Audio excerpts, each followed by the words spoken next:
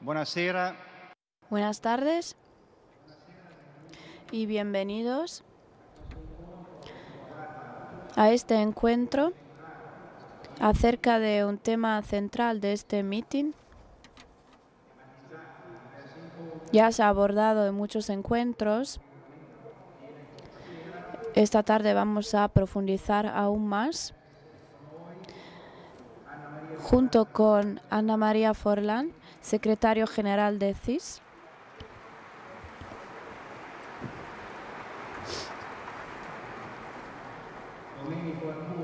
Domenico Arcuri, consejero delegado de Invitalia.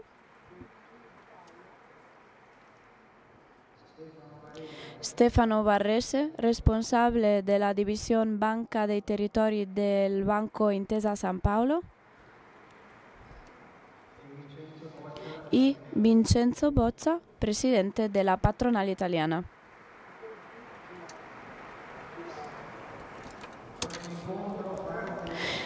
Este encuentro empieza por una convicción profunda. Es decir, que el trabajo es parte esencial de la dignidad de una persona. Vivimos en un mundo de gran transformación. Y sabemos que esto atañe también al empleo. Esta tarde hemos tenido un encuentro sobre Industria 4.0, la digitalización, acerca de cuyo tema hay muchas interpretaciones. Algunos dicen que la Industria 4.0 va a quitar un montón de puestos de trabajo. Otros están a favor de la Industria 4.0. Pero todos están de acuerdo en que ha terminado la época en que existía un tiempo del estudio y un tiempo del trabajo, sino que estos dos aspectos están entrelazados, estrechamente relacionados, y la administración, la política, las empresas, los sindicatos tienen que encontrar un nuevo enfoque para abordar este tema, porque las nuevas generaciones cambiarán mucho más a menudo sus puestos de trabajo con respecto a la vieja generación. Habrá más movilidad. Por tanto, un mundo en transformación, no solo una crisis que hay que superar, sino que también tenemos una transformación que hay que afrontar. Por tanto, no nos interesa la renta como herencia, sino que la persona tiene que tener experiencia para poder dar un valor al bien de todos, tener experiencia para conocer al mundo, trabajar juntos, porque la parte relacional del trabajo es una de las partes más enriquecedoras. Y esto tiene que ver con las empresas, su capacidad de crear continuidad, innovación, el papel de los sindicatos, respaldar nuevas formas de trabajo, las políticas activas laborales, las entidades financieras, su posibilidad de invertir, la administración pública que invierte, les atañe a las familias y sus formas de educar a los hijos. Ya hemos hablado mucho de ello aquí en el meeting. Llevar a cabo una educación protectiva o educar a los jóvenes para que tengan sentido de responsabilidad y libertad. Tiene que ver también con el individuo, la autoconciencia que asumimos ante los retos de la vida, si sentimos que podemos afrontarlos o nos sentimos aplastados ante condiciones difíciles. En este meeting también se ha hablado de respaldar el sistema de la educación. Hemos dedicado una entera jornada a la formación escolar y universitaria, y en este encuentro nos centramos en 4 temas: empresas, sindicatos, inversión privada e inversión pública. 4 elementos importantes en un mundo que cambia. Por tanto, le doy la palabra a Anna María Forlán, porque típicamente el sindicato siempre se ha ocupado del empleo en su dignidad. en lo que atañe a la capacidad de expresarse en condiciones diferentes. Muchas gracias.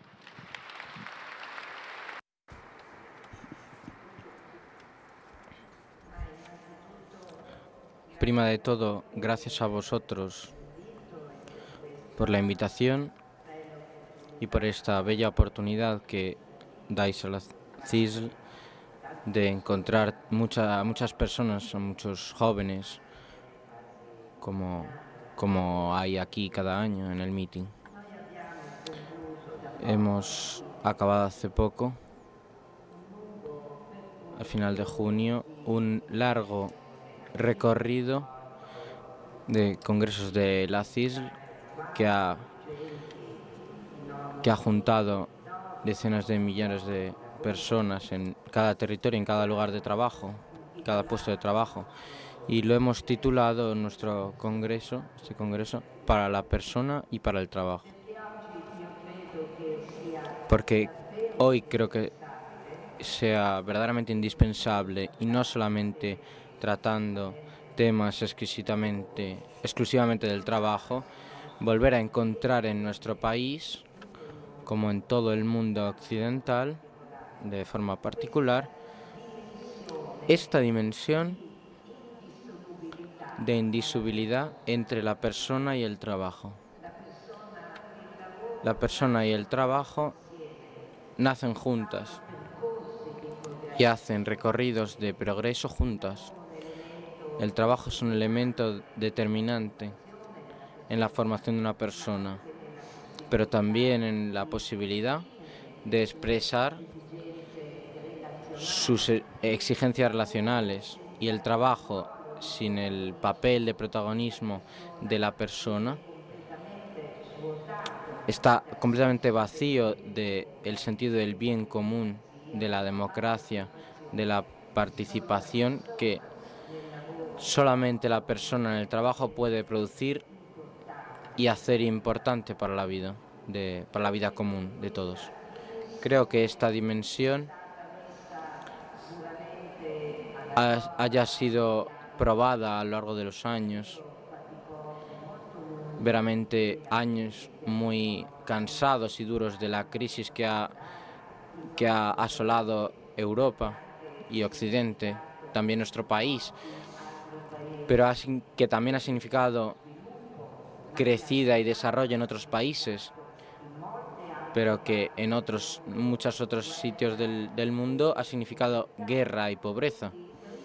Por tanto, volver a encontrar la dimensión del trabajo y de la persona y del trabajo como elemento indispensable, fundador de una sociedad, creo que es el modo más cierto y más seguro para definir un futuro de paz y prosperidad en nuestro mundo, de compartición, de aumento de los derechos de la ciudadanía. Y podemos hacer muchísimo para que esto suceda. El trabajo, como muchos otros temas importantes para la vida de las personas, ha adquirido una dimensión fuertemente internacional. Interactúa con los temas de la política internacional, del equilibrio internacional, de una manera muy fuerte. Y por esto hoy afrontar el tema del trabajo, el argumento del trabajo, de qué significa el trabajo en nuestro modelo social, en nuestro modelo de comunidad, en nuestro modelo de democracia, no puede prescindir de analizar la incidencia del factor internacional y de la dimensión internacional del trabajo.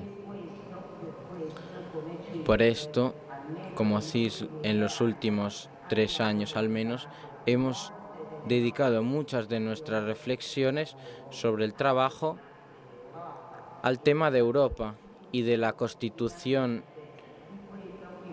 de lo que para nosotros es un elemento indispensable para el futuro de los trabajadores y las trabajadoras, pero querría decir de los ciudadanos y ciudadanas del mundo, que es el tema de la constitución de los Estados Unidos de Europa. Hoy la dimensión internacional del trabajo, las relaciones internacionales sobre el tema del trabajo, la lógica internacional, y por esto es absolutamente importante sobre el trabajo, necesita a los Estados Unidos de Europa. Creo que se necesite unos Estados Unidos de Europa, un papel importante de Europa, no solamente con respecto a la competitividad, competitividad de los derechos del trabajo, sino también sobre la paz, sobre cómo Europa vuelve a ser un elemento importante en el equilibrio internacional como constructora de paz en el mundo, pero en una Europa que tiene unos nacionalismos que se están reforzando. No es la Europa que sabe afrontar temas de la lógica del trabajo como primer derecho de la ciudadanía y como elemento constitutivo de una comunidad. Razonar sobre los Estados Unidos de Europa quiere decir afrontar temas importantísimos unidos al trabajo y a la competitividad de la calidad. Pienso en el derecho del trabajo, pero también en un mismo sistema de welfare en Europa, en un sistema de seguridad, una contratación que tiene que adquirir en el elemento europeo algunos elementos muy importantes. Muchos estados y las instituciones pueden hacer las sustituciones en este tema. Los sindicatos de Europa, delante de la interlocución del diálogo de los procesos internacionales de trabajo. Pienso en las multinacionales, al menos en las europeas, no tener un elemento de confrontación y contratación significa no conseguir desenvolver un papel. El nacionalismo, la cerrazón, las barreras, los muros no son solamente enemigas en procesos de participación del papel importante del ciudadano y ciudadana, sino también son ciudadanos de procesos de democracia a través del trabajo que mira su dimensión internacional, ve en su dimensión internacional, o al menos europea, un elemento fuerte contra la mala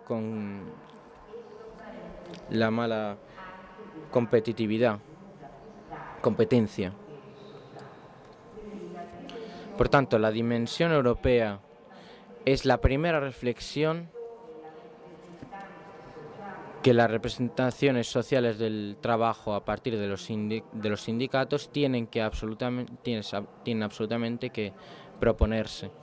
El tema de la innovación, creo que ha habido muchos de estos temas que han sido durante este recorrido del meeting, se han profundizado a lo largo de estos días, como el tema de innovación, que se afronta normalmente, que se ve como hobby que como desarrollo de innovación. La innovación es fundamental para un país que sobre los mercados internacionales lleva su capacidad con respecto a la calidad de lo que produce. Pero creo que la misma atención que nosotros, con muchos años de retraso con respecto a otros países europeos, estamos poniendo en marcha la industria 4.0, definida por el ministro Calenda. Nosotros tenemos que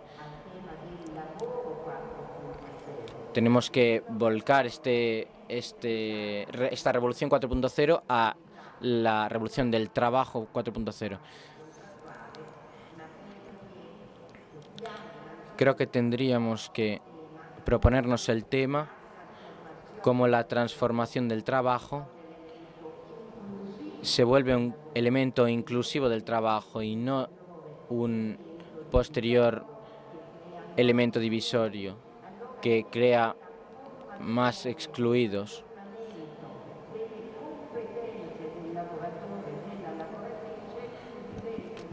Por tanto, se vuelve un tema esencial para incluir en el trabajo y hacer de manera que la innovación, la transformación, no cree más paro, sino que sea verdaderamente la nueva oportunidad de crecimiento para cada trabajador y cada trabajadora.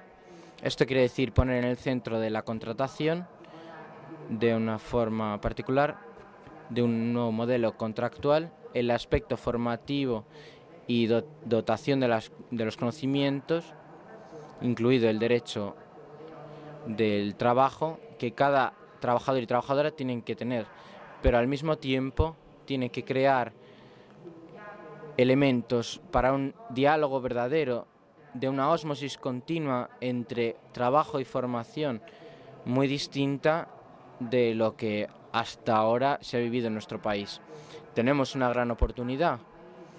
Otros países europeos, a través de distintos alternancias trabajo-escuela, que gracias a esto han reducido la desocupación juvenil.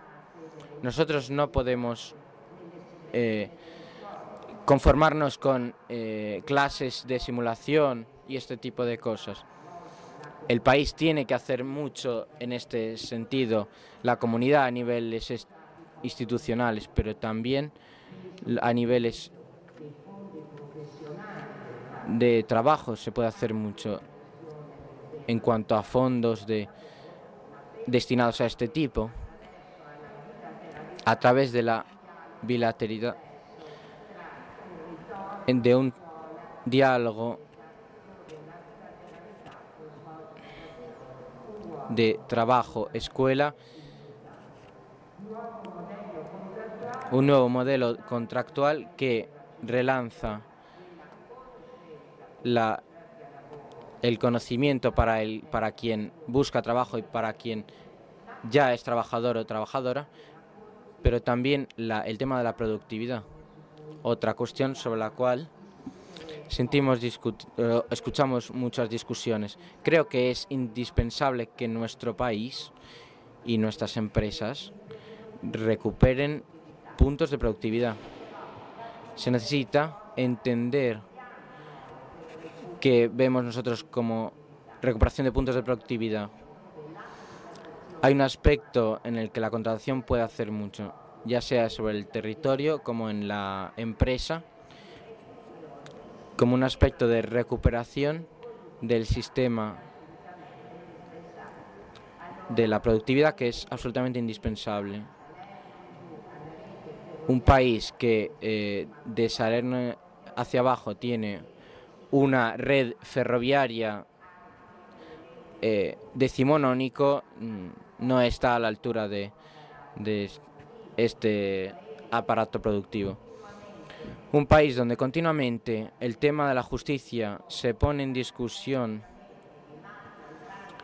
hablando de mafia, es un país que sistemáticamente tiene dificultades para empujar el trabajo y la productividad.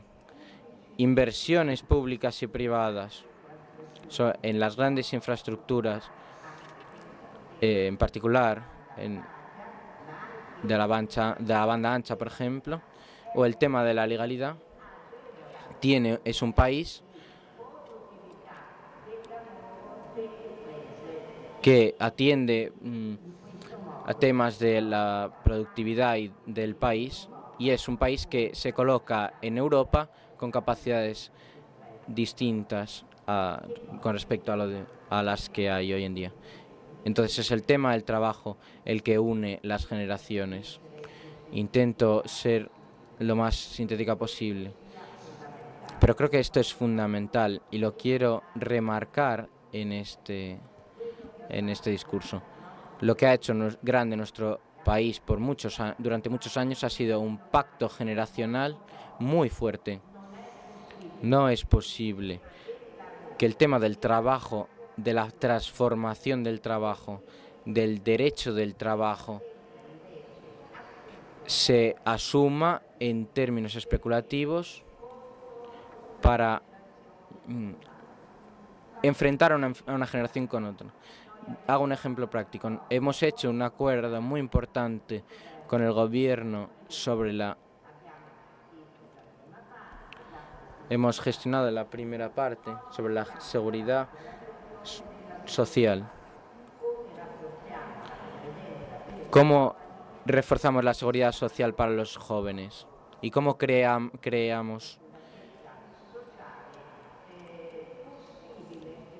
cómo hacemos posible para muchos trabajadores seguir con una edad mayor su actividad trabajadora?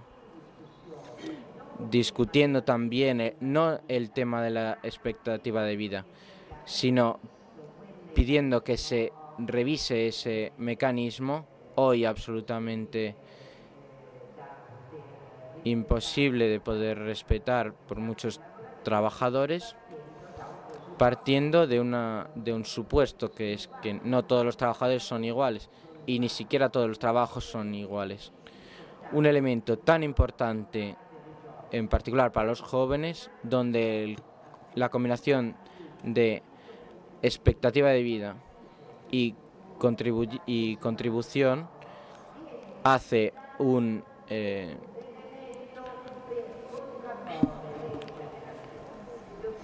jubilado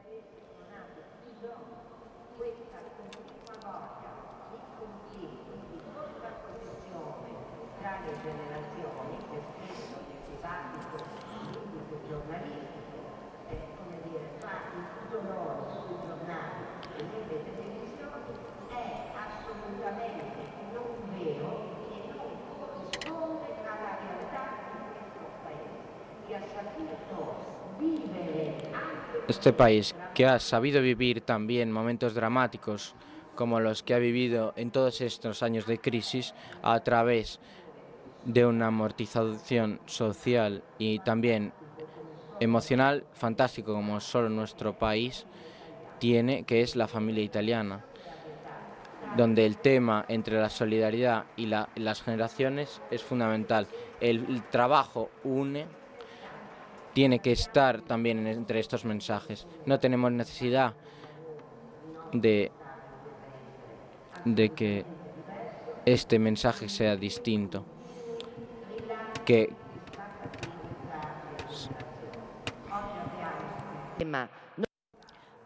Hoy tenemos un tema muy cálido que abordar, el tema del empleo juvenil. Eso significa darle esperanzas a nuestro país y este tema necesita muchas respuestas.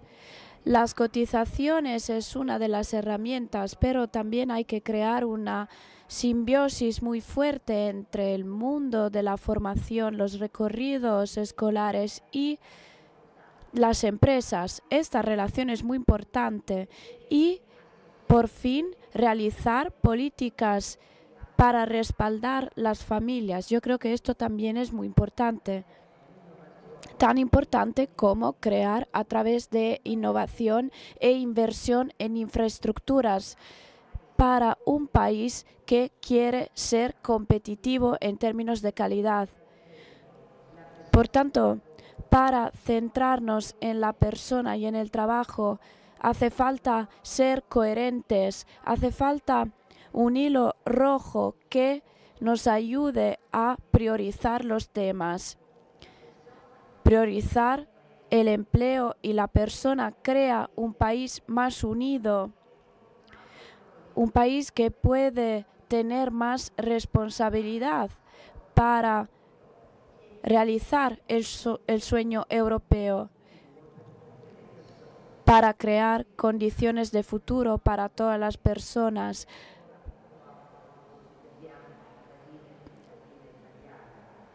Incluso para los que nacen en nuestro país y que desafortunadamente no consideramos como italianos. Futuro para nuestros jóvenes, pero también futuro y dignidad a través del trabajo para los jóvenes, los que ya no son jóvenes y para los ancianos de nuestro país. Muchas gracias.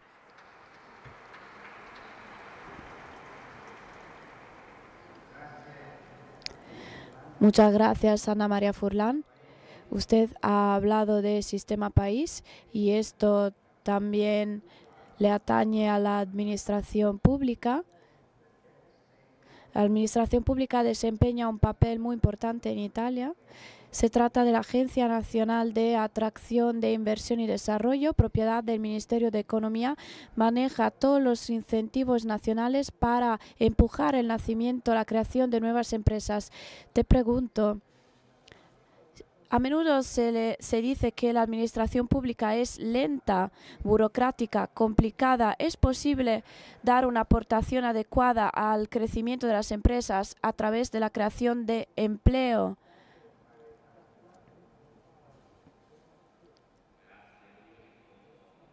Muchas gracias.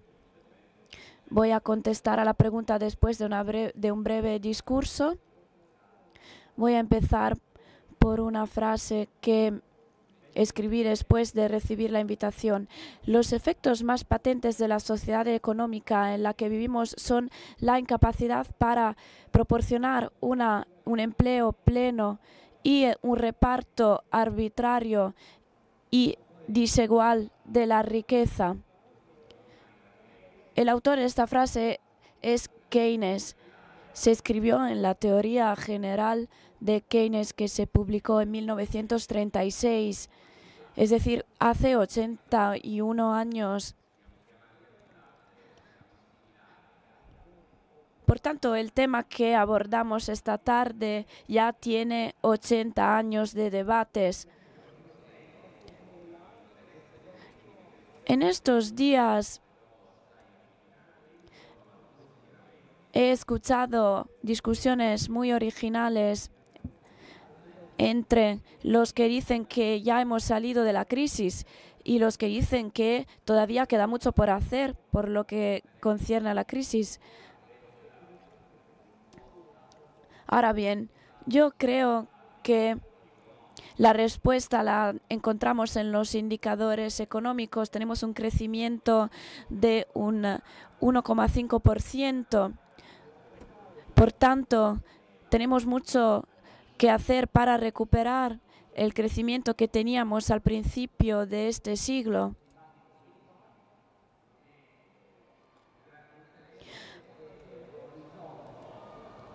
Y he aclarado mis dudas a través de una frase de Federico Café, quien decía que un crecimiento sin nuevo empleo es algo inútil, que no tiene importancia.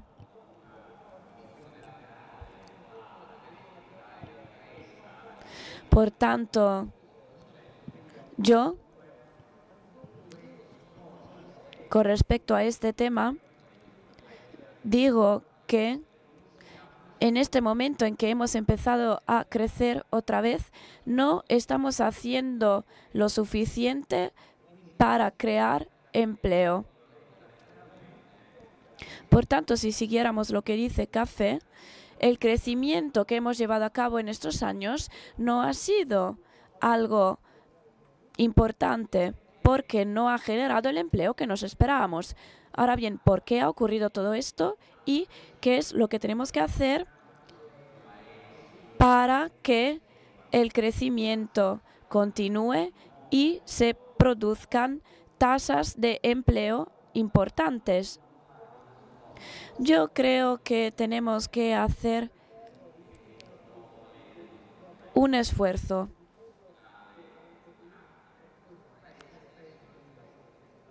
Porque a menudo nuestro país es un país que no tiene memoria. A menudo nos olvidamos de lo que nos pasó ayer. Y el día de mañana proponemos recorridos y enfoques que no tienen en cuenta una de las variables fundamentales que diferencian los hombres, es decir, la competencia, la conciencia y la memoria de alguna forma.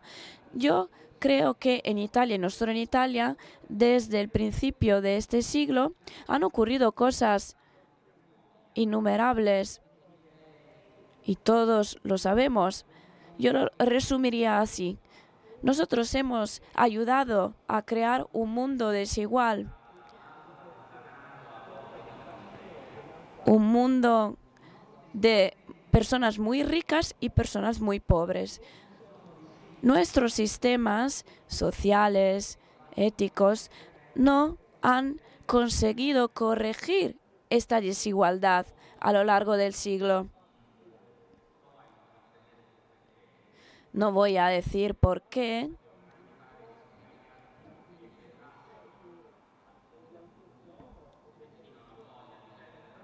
Solo digo que la crisis en la que el mundo y por consiguiente Italia está sumido es el resultado de la mezcla de dos variables. Por un lado, el marketing, que ha creado muchísimas falsas necesidades,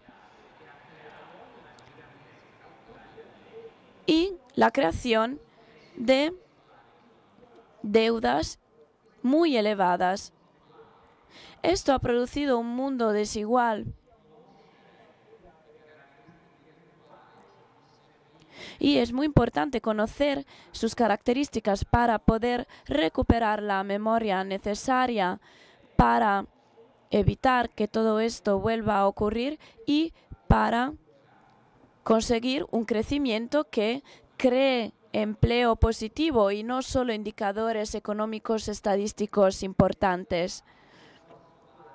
Ahora bien, yo creo que este esfuerzo tiene 5 trayectorias y para hacerlo hay que tener en cuenta 4 variables. Las trayectorias son que tendríamos que empezar a realizar modelos plurales, dejando de lado los modelos individuales.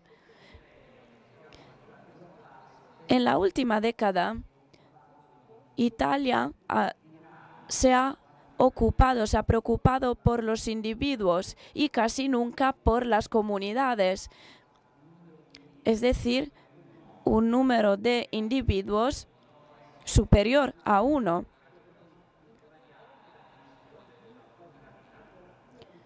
Por tanto, los colectivos. Como decía nuestro moderador, el Estado no tiene que crear startups y ya está, ayudando a individuos que intentan inventar, sino crear empleo estable para ayudar a un conjunto de individuos. Yo estoy de acuerdo, pero también creo que crear startups en un país que no tiene una evolución muy positiva en lo que atañe a la innovación es positivo, pero no es suficiente. Por tanto, tenemos que empezar a pensar en plural, dejar de pensar en singular. Segunda trayectoria. Tenemos el deber de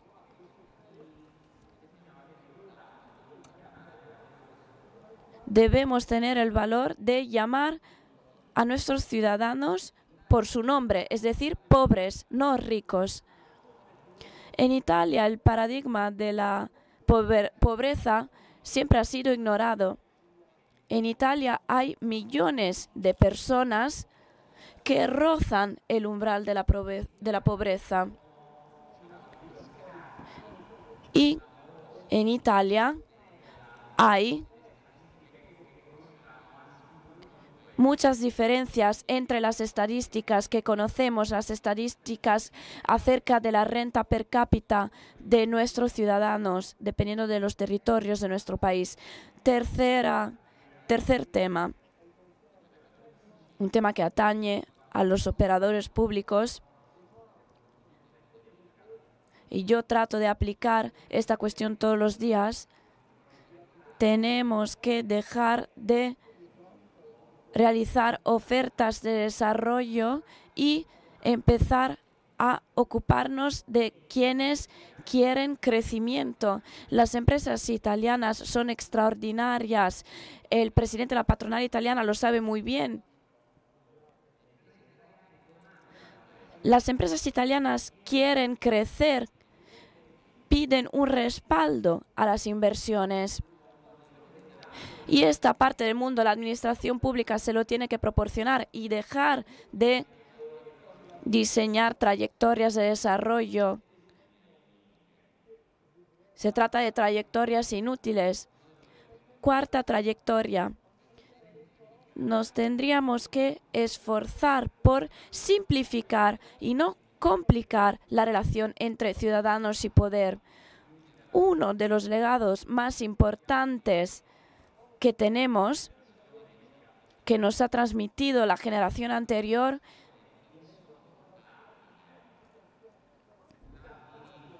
es una jerarquía que ya no se puede soportar, una jerarquía de las formas de la administración pública en este país. La administración pública es demasiado complicada en Italia.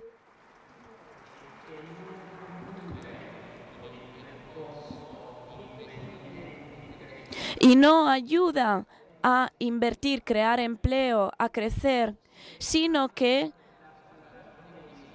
se contrapone a ello. Cuarta trayectoria, entonces todos tenemos que simplificar y no complicar la relación entre ciudadanos y poder. Muchos expertos explican cuántos puntos de PIB vale la administración pública. Pues nosotros hemos conseguido esos puntos de PIB. Quinta trayectoria. Por una vez tenemos que empezar por el sur y no por el norte de nuestro país.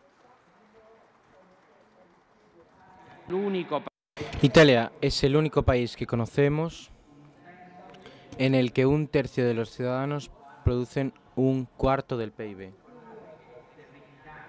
Es terrificante, da mucho miedo estas relaciones. 20 millones de personas que no son una provincia vasca, una región de Irlanda o Gales, que se vuelve la principal atracción de las inversiones extranjeras, sino 20 millones de personas que son 1/3 de nuestros ciudadanos que producen 1/4 del PIB. Creo que tendríamos que cuidarlo. Hago 4 propuestas y después he acabado. La primera: se necesita que nos ocupemos de la demanda del crecimiento. Hace falta que el operador público acompañe las empresas que invierten y generan directa o indirectamente empleo y crecimiento. Con un poco de orgullo digo que Invitalia hemos aumentado 7.000 millones de incentivos a empresas y hoy el indicador de aprobación de las propuestas de inversión es del 32%, con lo cual se aprueba 1 de cada 3 propuestas de inversión. Para quien tenga ganas y tiempo que perder, se vaya a ver qué pasaba hace 10 años. Y segundo, el tiempo medio de aprobación del proyecto de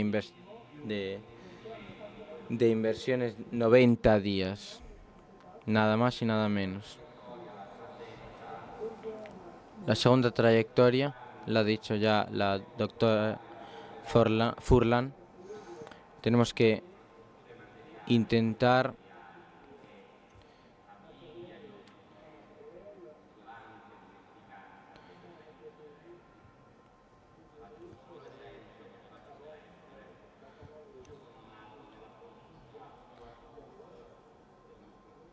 tendríamos que invertir en las infraestructuras. Cuando era pequeño, no os digo por decencia cuántos, por lo tanto, porque tendría que deciros cuántos años tengo.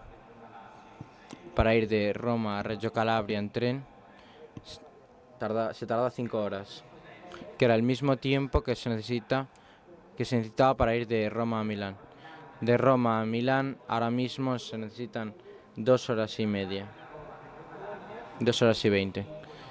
Y de Roma a Calabria, 5 horas y media. Por tanto, ¿cómo es posible que el sur cree empleo útil? Tercera y penúltima propuesta. Tendríamos que intentar dejar de autodefinirnos el bello país, porque éramos el bello país. En 1970, Italia era el país que atraía más turistas extranjeros del mundo. Hoy somos el sexto. Por tanto, hay 5 países más bellos que nosotros según las clasificaciones. Todos sabéis que no es verdad. Que Italia es el país con más sitios UNESCO, más lugares UNESCO, y un país que tiene 6 lugares UNESCO no puede ser el sexto país en esta clasificación. A lo mejor si nos ocupamos un poco más en integrar el turismo y la cultura, como en los últimos 3 años está empezando a suceder, mirad que la cultura y el turismo suben el PIB. La cultura no solo produce viajes. Cuarta y última propuesta.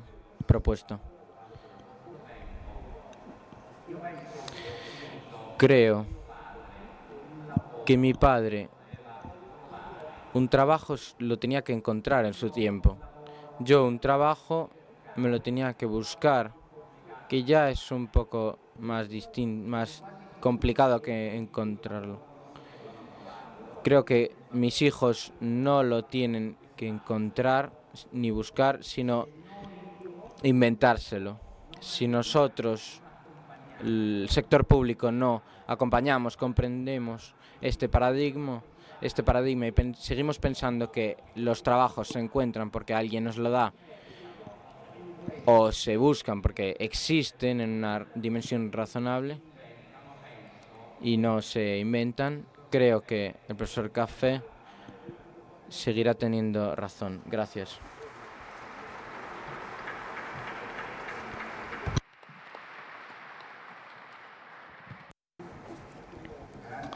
Gracias. Pasamos de la inversión pública a la inversión privada. Las bancas están disponibles a compartir el riesgo de quien invierte. Esta es una respuesta fácil. Yo diría que sí. Los bancos lo hacen como trabajo.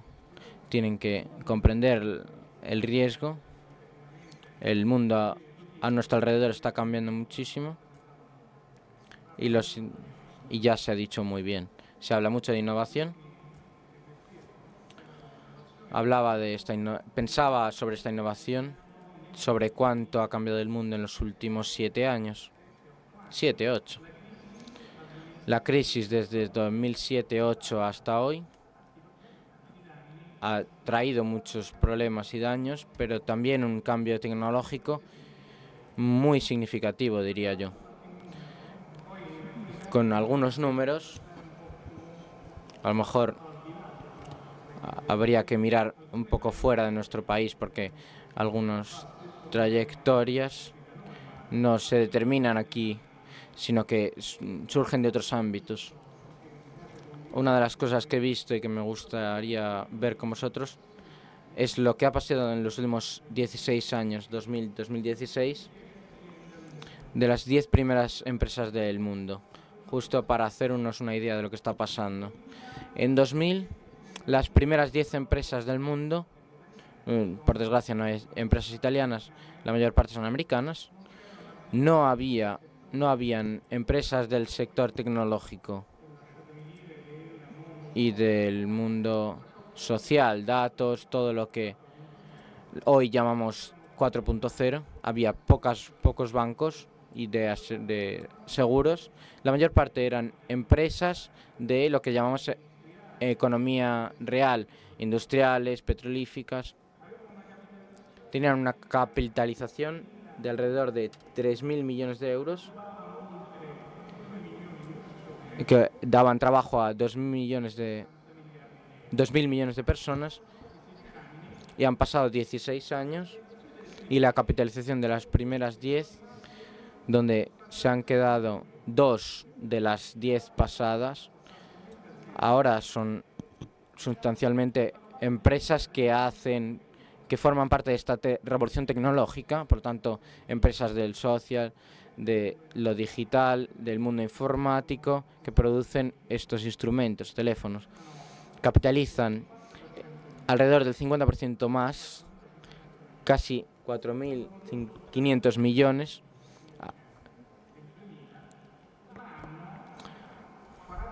Pero tienen el 40% del empleo que había, lo que había en el 2000. Yo parto de este hecho. Esto es un hecho que hace reflexionar, sí. No, aquí no se tiene en cuenta a la persona. La revolución tecnológica no tiene en cuenta a la persona. El elemento central se vuelve el provecho, la creación de riqueza. Las primeras 8 personas más ricas al mundo, 4 de estas están comprendidas en la lista que decíamos antes de las 10 empresas que decíamos antes, tenían una riqueza equivalente a 3,5 millones de personas, de las personas más pobres de nuestro planeta. Este es el concepto de innovación del que partimos. Nuestro país, que por definición es innovador, y aquí tengo al presidente Boccia, que tenemos la suerte de... Es un país que produce innovación desde el punto de vista de la industria, de la manufactura, que es un término muy bello. Uno de los principios claves que ha determinado el desarrollando hoy se está perdiendo, es decir, el conjuntar innovación y persona. La innovación no tiene que ser vista como una afición, sino que tiene que recuperar un concepto clave que es la centralidad de la persona. Estamos perdiendo el concepto de la persona en el centro. Se trabaja porque la persona esté en el centro, se innova porque la persona está en el centro. El beneficio es un medio pero el fin es la persona. Esto tiene que ser un concepto clave para todos. Es un concepto que forma parte de cualquier actividad de un manager o de un emprendedor. Cualquier emprendedor forma parte de mi actividad. Yo los llamo héroes, personas que en 2008, y no doy nombres, pero podría, han perdido el 40% de su facturación, y el presidente lo sabe muy bien. Junto con sus personas han decidido reducir los sueldos y al año siguiente han triplicado el empleo y estaban ya en la revolución 4.0. Y esto es lo que debe mover, cómo se tiene que mover cualquier manager o cualquier emprendedor. Si no, tendríamos un mundo cada vez más concentrado en 4 o 5 personas que ya hoy lo gobiernan, no regulado, y esto cada vez más llevará, si perdemos de vista la centralización de la persona, a destruir el empleo. no solamente en el país que mueve la globalización, sino también aquí en Italia. Como banco, ¿qué hacemos? ¿Qué experiencia podemos dar como grandes financistas privados? El hecho de evaluar positivamente el empeño que los emprendedores hacen para conjugar lo que he dicho antes. Una de las inversiones más grandes que hemos hecho como banco, como sabe el presidente Boccia,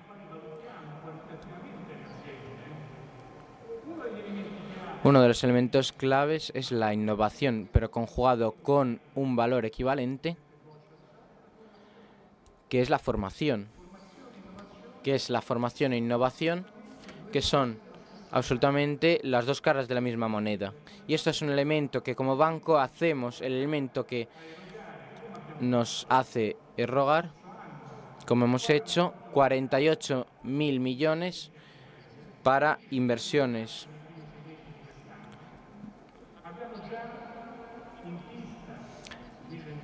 Tenemos ya listas para entrevista 7.000 millones de inversiones, que denota esta extremada vitalidad de los emprendedores italianos. Esto es muy positivo, pero yo creo que es el camino correcto. Nuestro deber como banca es esto, pero es también un deber interno. Si hay un ámbito hoy muy impactado por la revolución digital, es el de las bancas, el de los bancos. Hoy pagos y bancos se hace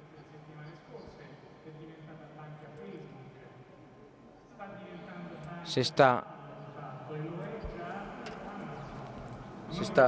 volviendo una banca en red no regulada, PayPal, Amazon, etcétera. Pero lo que no hacíamos era integrar el empleo con la revolución tecnológica. No hemos hecho un banco online sin personas, que era un recorrido más fácil y menos costoso. Hemos invertido significativamente para poner la tecnología a disposición de las personas dentro del banco, los compañeros y los clientes fuera del banco. Y esto nos ha consentido no solamente mantener el empleo en Intesa Sanpaolo, es más, la hemos incrementado, porque hemos contratado más de 6 millones de personas.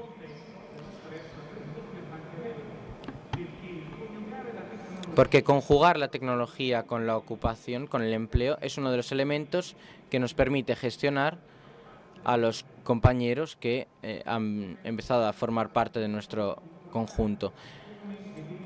Y esto es un aspecto importante por cómo ver innovación y personas. Pues si no, comparto el concepto de los Estados Unidos de Europa, pero una Europa más atenta a estos aspectos para que tenga en cuenta ciertas facilidades para estos nuevos sectores, una mayor atención, porque si no se vuelve ingobernable el mecanismo del garantizar el empleo.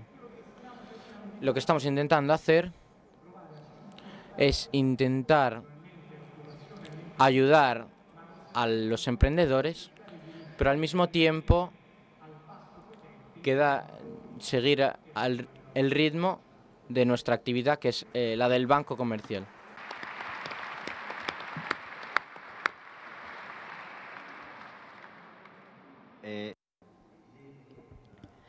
Está claro que crear empleo es algo que les atañe ante todo a las empresas. Ya hemos dicho mucho acerca de la capacidad de las empresas para crear empleo. Usted siempre ha centrado la atención en la productividad porque es una condición importante, además de la innovación, para hacer que el sistema italiano sea competitivo. Antes que nada, gracias por la invitación. Tengo que decir que el hilo rojo de todos los discursos retoma el título del meeting de Rimini. Es decir, la relación con una coherencia de identidad cultural, y todos los actores de la economía tenemos que esforzarnos por realizar parte de un recorrido común, empleo y proyecto de vida. Esto es lo que yo veo en las palabras de los invitados aquí. Y la necesidad de valorar el trabajo en una sociedad en que todo parece sencillo. Una sociedad que de golpe parece olvidarse de las dificultades, empezando por la gran deuda pública que tenemos.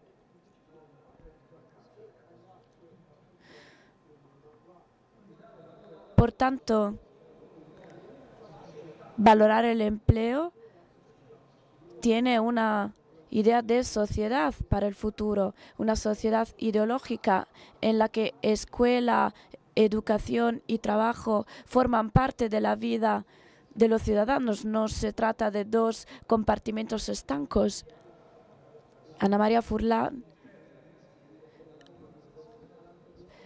habla de la formación como algo que les atañe a las empresas, no algo que no les atañe.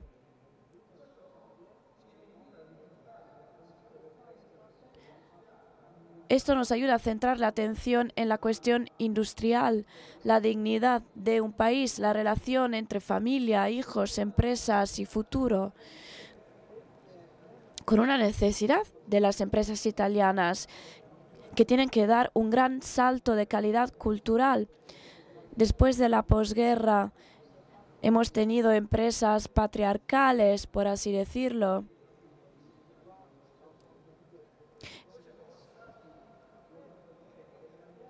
Luego, en los años 80, 90, 2000, hemos tenido empresas familiares. Ahora tenemos el salto empresa-instituciones.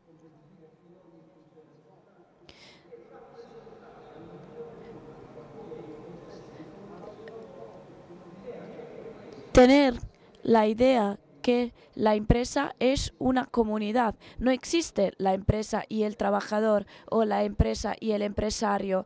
En la empresa existen el empresario y el trabajador. Hay momentos de convergencias y momentos en que están separados. Ahora bien, acerca de este tema, el año pasado, aquí mismo, subrayamos la importancia de una política selectiva porque al no tener muchos recursos hay que elegir dónde destinar estos recursos. Esta política selectiva ha sido implementada por el gobierno del país. Se creó el Plan Industria 4.0 que ha producido índices positivos, más exportaciones, más PIB. Tenemos efectos en la economía real positivos gracias a estas elecciones. Pero detrás de esta idea de política económica, y aquí es el punto de inflexión, hay una idea de sociedad abierta que incluye, que nos obliga a ser coherentes, ejemplares. Una sociedad que podría definirse una sociedad para la industria 4.0, para construir la sociedad 5.0, empresa, trabajo, familias, sin antítesis. Si leemos con atención el programa del presidente Macron, más allá de la cuestión de los recursos, tienen mucho más recursos con respecto a Italia. Nosotros tenemos mucha deuda, por tanto, muchas diferencias entre Francia e Italia.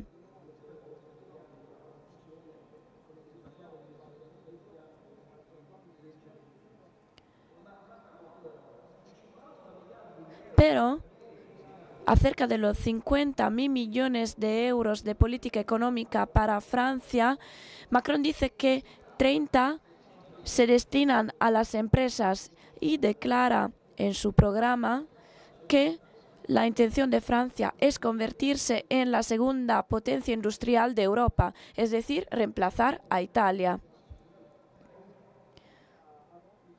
Eso está claro. Inglaterra está planteando la cuestión del norte de Inglaterra, replanteando la cuestión industrial. El norte de Inglaterra es como el sur de Italia. El presidente Trump habla de Estados Unidos por primero en lo que atañe a la cuestión industrial. Ni hablemos de China. Nosotros somos una gran potencia industrial en Europa. Los demás quieren ser como nosotros y tratan de hacerlo. Por tanto, la cuestión industrial no tiene que ser solo tema de los industriales, sino que hay que apostar por una industria competitiva, manufacturera, del turismo, de los servicios, de la construcción. Es un reto del país en su conjunto. Por tanto, aquí vemos la primacía de la política y el papel de los interlocutores intermedios. Bas decía en una mesa redonda acerca de su vivencia junto con Papa Wojtyła, decía, diferenciar entre lo urgente y lo importante. Esta es la síntesis de la política. Nosotros estamos en una fase muy delicada y tenemos que diferenciar entre lo más urgente y lo más importante. Quiero citar también a Jean Monnet acerca de la cuestión europea, que dijo: mis objetivos son políticos, mis explicaciones son económicas. Tenemos que volver a las explicaciones económicas. Si la política se ha distraído, los cuerpos intermedios del Estado tienen que evidenciar la importancia de las explicaciones económicas para objetivos políticos. Esto es lo que reivindicamos como patronal. Quienes dicen que los interlocutores no tienen que hacer política, pues es así. Se tiene que hacer política también. Entonces, se puede continuar en esta idea de política económica selectiva de la que se hablaba el año pasado aquí, para hacer un recorrido revertido. Es decir, podemos definir qué efectos queremos tener en la economía real y, por tanto, qué herramientas necesitamos, qué recursos, qué tipo de presupuesto.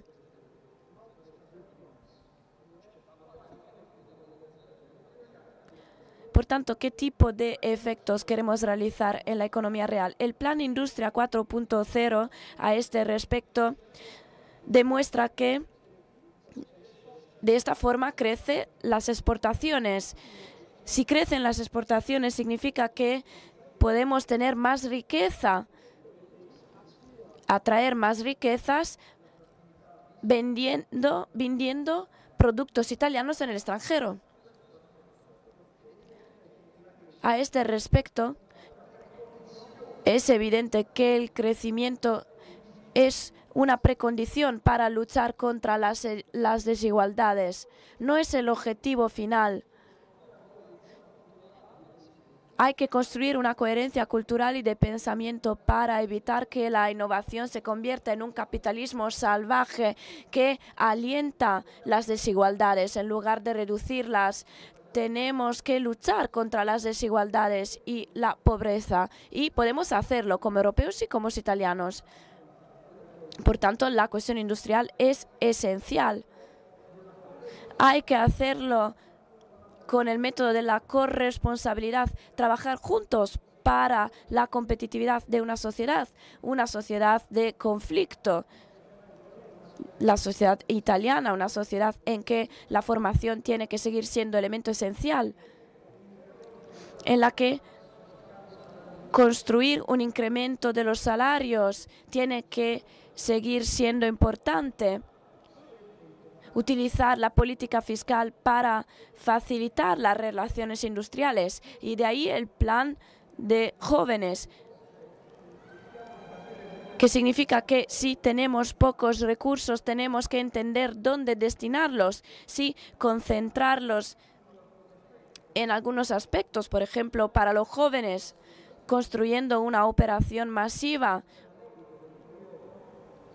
eliminar la cuña fiscal de los jóvenes que tienen contrato indefinido en los primeros años. Esto significa crear empleo y también darle valor al trabajo, incluir a los jóvenes, hacer que puedan definir un proyecto de vida y por tanto reactivar la demanda, porque si yo sé que tengo un contrato indefinido, puedo ser más activo en la economía. Significa también hacer que las empresas que contratan sean más competitivas, porque son premiadas. Por tanto, atraer a nativos digitales en las empresas para construir un percurso de formación. En síntesis, significa hacer que la opinión pública entienda que no hay diferencia entre generaciones. Este es un elemento esencial, porque sí, Macron, que viene de un país industrial, sí, pero no tanto como Italia, entiende que el futuro de Francia pasa por el futuro de la manufactura y del sector manufacturero y de las empresas. Entonces, tenemos que hacerlo nosotros también. Los interlocutores sociales tienen una gran responsabilidad de propuestas, de compartir las visiones en estos aspectos importantes. Por tanto, tenemos un potencial increíble, porque una empresa italiana comparada con una alemana paga mucho más en cuanto a energía, una prima de riesgo más alta, y aún así somos segundos en las clasificaciones. Esto significa que como país tenemos grandes problemas, pero también dice que de trabajar en un proyecto de medio plazo para reducir parte de estos déficits de competitividad, podríamos ser el primer país industrial en el mundo. No es un sueño gratuito. Si somos segundos con esos déficits, pues podemos conseguirlo. Esto significa tener una conciencia clara,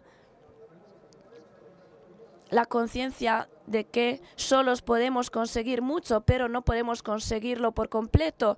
Tenemos que ser protagonistas, corresponsables, al preguntarnos cómo será nuestro país dentro de un poco de años, construir una cultura de la conciencia y reflexionar en términos plurales, un tipo de liderazgo colectivo.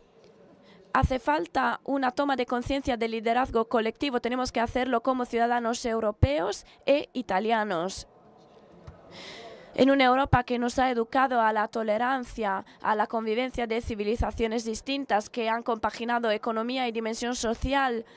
En una Europa en la que el crecimiento se convierte en elemento importante. Por tanto, tenemos que tratar de devolverle a nuestros hijos una sociedad mejor. Significa defender su libertad. Este es el reto europeo que tenemos que afrontar. El reto europeo común no es un reto que se lleva a cabo entre países. Este es el error que hace Valls acerca de Fincantieri. Si nosotros imaginamos ganar este reto con una concurrencia inversa entre países de Europa y el resto, en vez de imaginar de lo que está haciendo Estados Unidos y China, y seguimos debatiendo sobre convivencia en vez de economía económica europea, evidentemente nos hemos equivocado de línea política. En esto Italia puede jugar un buen partido, porque primero es un gran país industrial y segundo porque una visión de Europa tiene una visión menos miope de Europa que otros países, y después tercero porque después del Brexit nosotros, igual que junto con franceses y alemanes, podemos jugar un partido de coprotagonistas y el papel se vuelve determinante.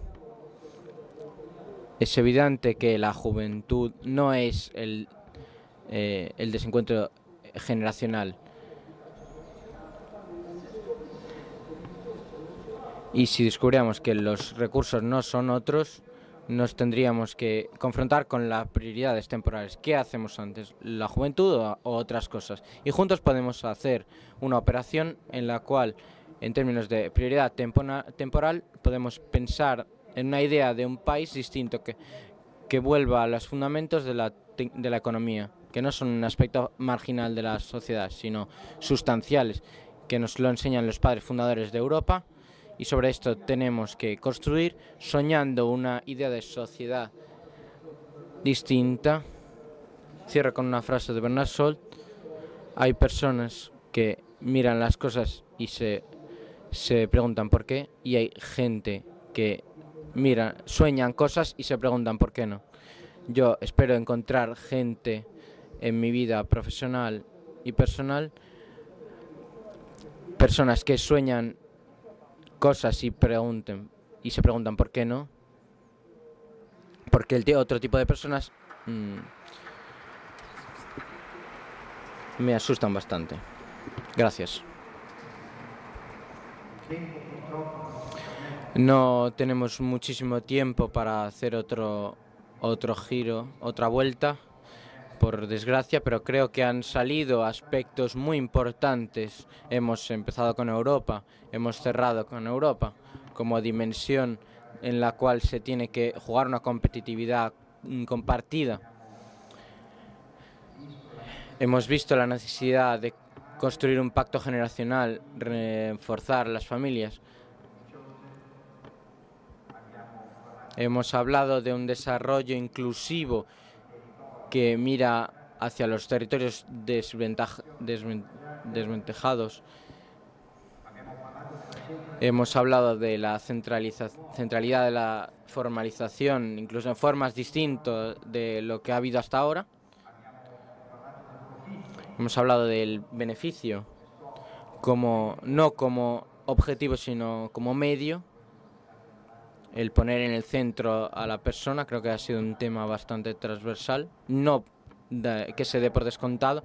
Hemos escuchado hablar de una leadership colectiva que dice que cada uno se tiene que hacer cargo de sus responsabilidades.